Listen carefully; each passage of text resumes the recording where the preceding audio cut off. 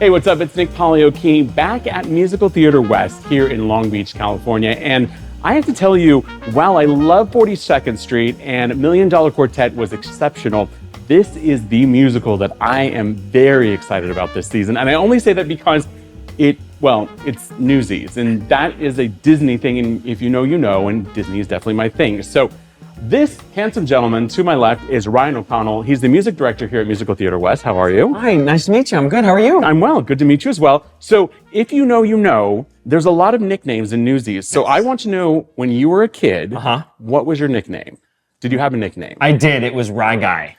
Okay. Do you remember why Rye Guy? I think it was bestowed on me by my babysitter at the time. Oh, cute. Okay, that works. So if you're not familiar with Newsies, you'll be very familiar with it come the end. But there's a lot of characters and their nicknames, and so that does play a big part in it. So talk to me about your background. Long before Musical Theater West came on your radar, tell me a little bit about Ryan. Well, I've been in the theater my whole life, and in fact, I was a little kid in a Broadway show. I in the Broadway tour of Ragtime back in 1999. Okay, super cute. Loved it. Okay, got it. And I even got to wear one of those caps. Cute, nice. We have in the show.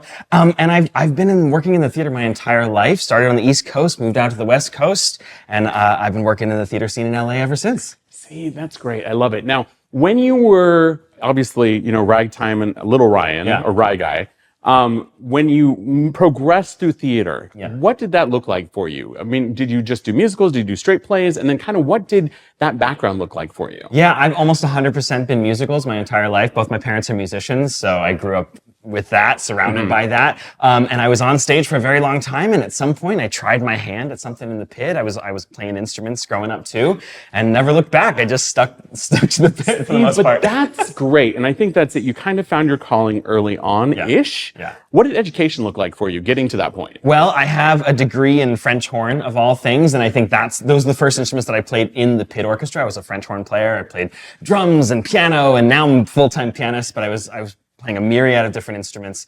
And I think that's what just captured my attention, is the idea that I could still be a part of theater and yet play in these amazing orchestras, playing these amazing orchestrations. See, and that's fantastic. Still play the French horn? A little bit, mostly. That's okay. No, I understand. Trust me. I played trumpet as a kid. Yeah. I haven't picked up a brass instrument in my life since then. Yeah. So now, as you progress into obviously the LA theater scene, walk me through what, a young adult Ryan was like, or moving into kind of that early, 20-something-ish era, teens into 20s. Yeah, well, it's interesting because I moved out here to pursue film scoring. I have a degree in film scoring. That's my master's. And I was sort of like, oh, I've done the theater thing. I'll get away from it and do film. And then as soon as I moved out here, people were like, oh, you do theater. And then one thing led to another, and I was just constantly working. And I still have I still have a foot in both worlds, but for the most part, theater has, it's my calling. You fall back into it. You love it. Which totally makes sense. I mean, that's me with media and with entertainment, and I've been doing this for 17 years, so I know exactly what that kind of feels like. Absolutely. Of your career to this point, what are some of the highlights that you've been able to do before Newsies or anything to that effect here with Musical Theater West, before coming on and taking on that role of musical director? Walk me through some of your fun things and kind of anecdotal stuff. Yeah, well, playing keyboards in the pit orchestras for Big Fish and for West Side Story, a couple of those. I mean, West Side Story, we had a 32-piece orchestra, one more than they had on Broadway opening night in the 50s and 60s. So that was it, and I started in the pit orchestras and started playing piano. I was playing rehearsal piano for Les Mis, things like that. The first show I got to conduct here was Mary Poppins, which was such a highlight. Cute. So I've been doing the Disney thing. I'm a music director at Disneyland, in addition to the work I do here. He's a cast member, guys. Watch out. Watch out. He's a cast member. No, that's good. No, I'm a cast member as well. Our former cast member. Okay, so great. I'm in the same boat. Yeah. Well, that's great. Yes. So let's talk about Musical Theater West specifically. Yeah. Not just Newsies yet, but let's just talk about coming on board and what roles you kind of embodied here and what that progression into, being the guy that calls the shots, at least for the music side of the world is. Yeah, I mean, it's very helpful if you play the piano as a music director. That's a very, they go hand in hand, playing piano with music direction. And I think playing in the pits and then playing auditions and getting to know the teams in that way and getting to know the producers and people here, and just saying, hey, I do this, and meanwhile doing shows all around the country and coming back from in fact, Mary Poppins was direct off of an off-Broadway run that I was directing. So, and so from from then on, I sort of have averaged about one show a year here, working with amazing teams on amazing shows, and not just Disney. We did Oliver and Yes, I was like, you have done some incredible musicals without a doubt. Correct. But I think that's it. And Disney is one of those things that people know. And I think, let's talk about Newsies now. Yeah. Being, for me, a lay person, granted, I've done musical theater, but it's been many, many years. Yeah. But for being a film that then became a Broadway musical. Yeah. What is that like? Because a lot of times you have a book, and then it becomes a play, and then it becomes a film. Right. Or it's a book and a film. Like this was a unique progression because you had the original film with Christian Bale, who played Cowboy. Right. And then you now have this incredible cast here, but there's been many, many casts, and it's been on Broadway, and there's a lot of well-known talent there. So what is it like taking a television, or I'm sorry, not television, but a film, and bringing it to a stage? Well, it's an interesting thing because there are a lot of really avid fans of the film specifically. And so you want to honor the moments in those films that they love so much, and then also make it its own thing. Newsies on stage is its own thing. We've changed some of the things. There's a different love story. There's a different, there's different character arcs. Some characters are played differently and have different songs. So I think the main songs that people love are still in the show, and there have been new ones that have been written for the show, especially for the character Meta. She's got a new song, completely different than what Anne Margaret sang in the film.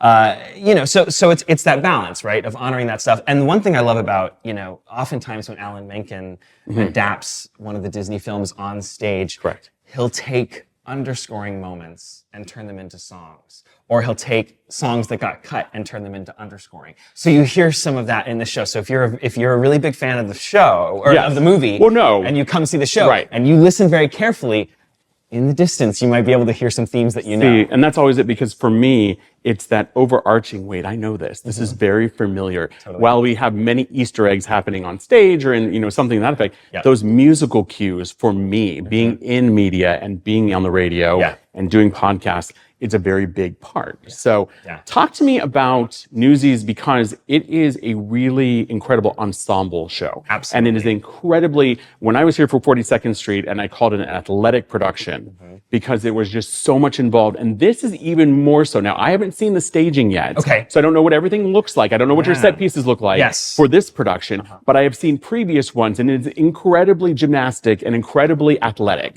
So what does this show look like, this interpretation of it look like? Well, we have a giant cast. We have, our professional adult ensemble. We also have 16 amazing students joining us on stage. Some of them are getting their first professional experience. And are they for local schools or just anywhere? They're from mostly local around here, yes. Okay. But some of them travel quite a distance because they love it so much. Of course. But, we're only on day 3 of rehearsal, so things are still coming into shape. Sure. But our first day of music rehearsal, I had 35 voices singing at me in full force, and it's already sounding glorious. I cannot wait for everyone to hear it. See, and it's a powerful show. That has to be special, right? And that's just the vocals. Okay. Because then you see, right, true. Because right now there's a lot of tap dancing going on in there. We just did the opening number, Carrying the Banner, yesterday and the day before that. We were working on it, and seeing these amazing professionals and amazing students put this choreography on its feet. Our director choreographer, Jeffrey Denman, is incredible. It looks